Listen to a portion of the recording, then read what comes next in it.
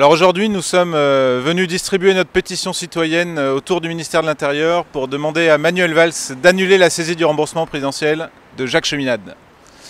Pourquoi on s'adresse au ministère de l'Intérieur? Parce que c'est lui qui organise les élections et donc qui est garant de la pluralité démocratique et de l'égalité républicaine.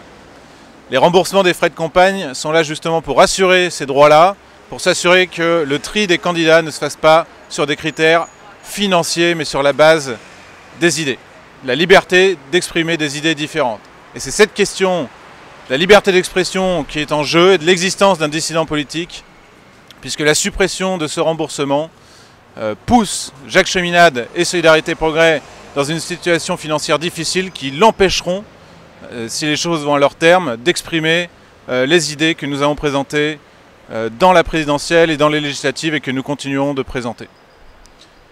Ces idées font contraste avec ce que fait notre gouvernement aujourd'hui, qui fait preuve d'un étonnant silence face au lobby bancaire, qui fait preuve d'une étonnante complicité face à l'austérité qui est en train de ravager l'Europe, comme on le voit de partout et comme on le voit en particulier à Chypre, où là on voit que cette politique de séparation totale des banques est nécessaire si on veut sauver les dépôts et le crédit. Et ce qui se passe aujourd'hui principalement, c'est que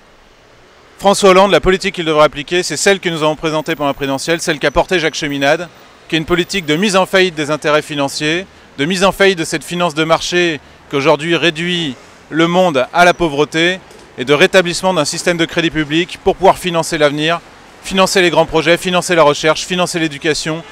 financer l'industrie, tous ces secteurs qui aujourd'hui sont en totale faillite et pour lesquels on n'aura aucune solution et pour lesquels le gouvernement n'aura aucune solution s'il ne renverse pas l'ordre établi de la finance de marché. Donc c'est pour ça que nous sommes très actifs pour cette pétition citoyenne. Vous devez également la signer sur le site change.org ou sur notre site et la faire connaître un maximum, parce que si vous gardez le silence sur ce scandale d'État, sur cette élimination d'un dissident politique, c'est votre expression même qui est réduite au silence et vous devez vous battre pour vos droits et vous battre pour nos idées.